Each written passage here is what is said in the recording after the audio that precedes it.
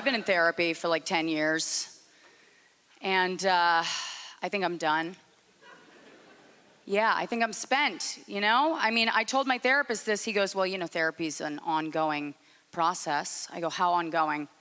He goes, it's lifelong. I was like, well, that's convenient. Therapists are the only people that can do that, and we just still buy what they're selling. Like, if I went to my mechanics and he said, fixing your car is gonna be an ongoing, lifelong process, I'd be like, keep the car.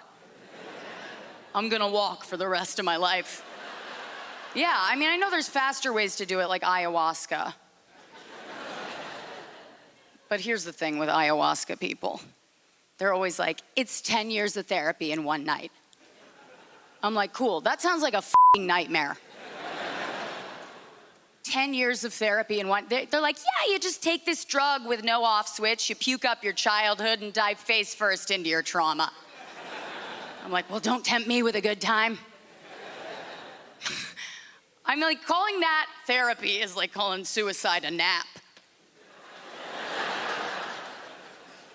So I told my therapist, I was like, I'm done. He goes, what do you think, you just fixed it all? He's like, I see this like small Italian man in Brooklyn because I know he can keep secrets. He goes, so what do you just think you're like done with therapy? I was like, no, I'm not saying I'm done with therapy. I'm just saying, you know, I'm like finished. Like I'm done working on myself. It's enough already.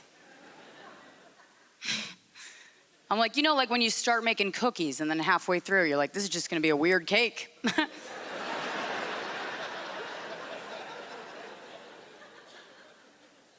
I might go back to therapy, I'm not really sure. You know, I got married during the pandemic. And, you know, my husband, he's a very sweet person. He's a very good person. I'm not. And we're thinking about going to couples therapy because I want to win. Yeah, it's exciting. But that's two very different personalities, you know, like he's a really good guy. I'm not as good. He was raised in Seattle by his mom and his two gay uncles, and they all have the same haircut. And they just make wind chimes together. I don't know. I don't know what it's like to grow up with liberals. I was, you know, raised by like blood-sucking Republicans. And so, you know, when you're raised Republican, even if you evolve into a liberal, like I grew to be a liberal, but it's still in me, you know, like I'm a piece of shit deep down.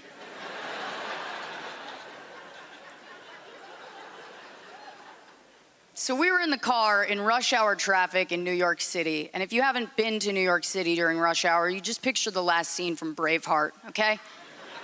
Everybody's just covered in blood and dying for it to be over.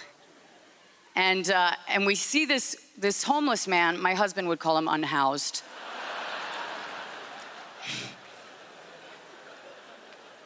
Which, can I just for a second?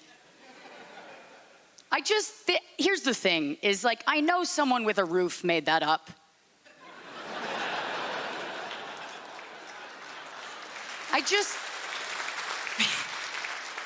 Because I live in New York, I've seen many homeless people, and they all have signs, and none of them say unhoused. I want to meet the bitch that goes up to the homeless guy and goes, excuse me, it's unhoused, that's offensive.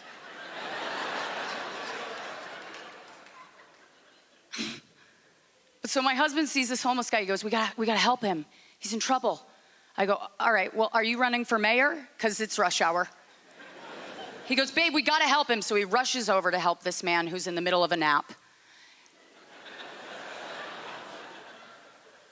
And leaves me to answer to all the angry New Yorkers who are now storming our car, banging on the windows, spewing hate speech that I can't say on Canadian TV. So I roll down the window, panicking. I just go, that's his dad.